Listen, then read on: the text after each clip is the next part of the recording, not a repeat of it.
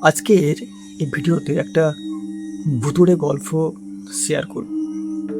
আমরা এমন অনেকেই আছি যারা ভূতের গল্পে বিশ্বাস করি না, সত্যিকারের ভূতের গল্পে। আবার এমন অনেকেই আছি যারা বিশ্বাস করি।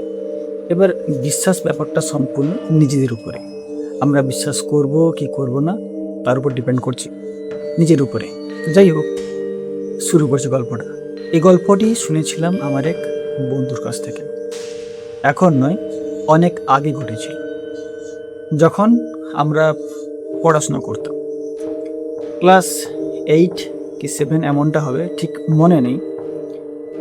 আমরা গ্রামে থাকি, আর যখনকার কথা বলছি তখন আমাদের গ্রামে কিন্তু প্রত্যেকটা ঘরে ইলেকট্রিসিটি আসে না। তখন কিছু কিছু ঘরে এসেছে, কিছু কিছু ঘরে আসেনি। যেখানে আমাদের টিউশনটা হতো ওখানে কিন্তু ইলেকট্রিসিটি আসেনি।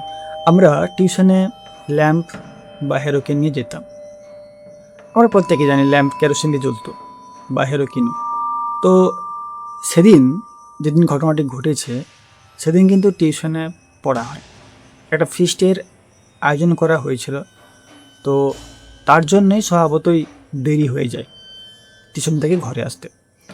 তো ছেলেটি যে রাস্তা দিয়ে ঘরের দিকে আসতো, ওই দিন সে রাস্তায় আসেনি। কারণ কি, যে টিউশনে একজন দিদি পড়তো, তাকে তার বাড়িতে ছেড়ে দেওয়ার জন্য সে অন্য রাস্তা দিয়ে আসে। কিন্তু যে রাস্তা দিয়ে সে এসেছিল সে রাস্তা দিয়েও তার বাড়ির দিকে যাওয়া যায়। সে রাস্তা দিয়ে এলে আমাদের বাড়ির সামনে দিয়ে তার ঘরে পৌঁছানো যায়। তো ওই দিন বৃষ্টির আদৌ ছিল। টাইম বলতে গেলে 10টা 30 বা তার বেশি হবে। এবার যেখানে মেয়েটার বাড়ি, তাকে তার বাড়িতে ছাড়ার পরে তার পেছন দিয়ে যে রাস্তাটা, ওটা কিন্তু এতটা ভালো নয়। ভালো নয় বলতে, যে এই সময় কিন্তু সেটা অনেক পরিষ্কার, লোকে যাওয়া আসা করে সব সময়। কিন্তু সেই সময় খুব কম মানুষ ওই রাস্তা দিয়ে যাওয়া আসা করত। আর পেছনের দিকে জঙ্গল, রাস্তার পাশাপাশি একটা পুকুর রয়েছে, আর একটা পানের বরজ আছে। যেটা বললাম, জঙ্গল তো রয়েছে। তো যখনই সে ওই বাড়ির পিছন দিয়ে রাস্তায় আসছে, ওই মেয়েটার ঘরের পিছন দিয়ে, তখন তার মনে হয় কেউ যেন তার পিছনে আসছে। আর এটা হওয়া স্বাভাবিক, কারণ যখনই বেশি রাত্রে একা আমরা হেঁটে হেঁটে আসি, তখন সে পায়ের শব্দে মনে হয় কেউ যেন পিছনে আসছে। তারও তেমনটা মনে হয়েছে। এবার সে এতটা গুরুত্ব দেয়নি। সে যখন আমাদের বাড়ির সামনে এসে পৌঁছয়, তখন সেই যে শব্দটা বা ভয়টা মনের মধ্যে কেটে যায়। সে আমাকে যখন কথাটা বলেছিল, বলল, আমি যখন তোর ঘরের সামনে পৌঁছাই তখন সেই যে আওয়াজটা বলছিলাম সেটা শুনতে পাইনি।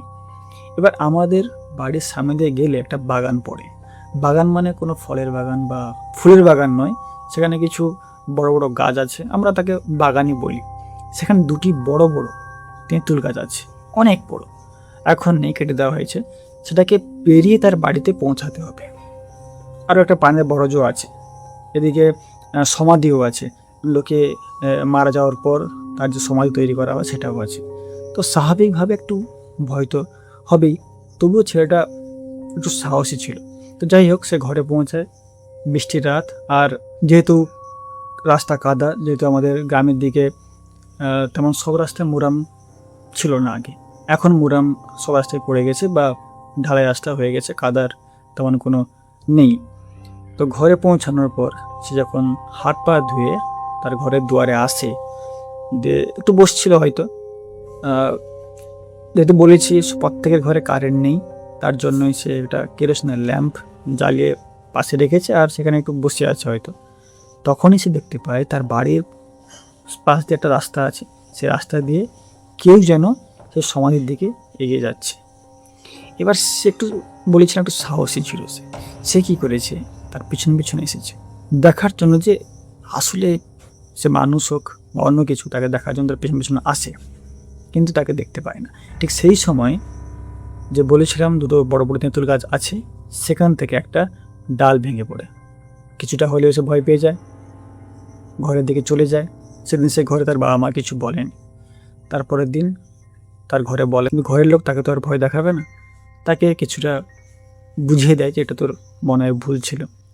পরবর্তী সময়ে কথাটা সে আমাকে বলে, তো আমি কিছুটা হলে বিশ্বাস করি। কিন্তু শেষ পর্যন্ত কোনো এইসব জিনিসের কোনো প্রমাণ পাওয়া যায় না, তার জন্য এটা বেশিরভাগ ক্ষেত্রে অবিশ্বাস হয়ে যায়।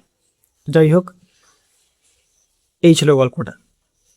তো তোমাদের কি মনে হয়, যেটা আসলে কোনো অলৌকিক ঘটনা অর্থাৎ কোনো ভুতুড়ে ঘটনা ছিল, নাকি শুধুমাত্র ওই ছেলেটার মনের ভুল? অবশ্যই কমেন্ট করে জানাবে।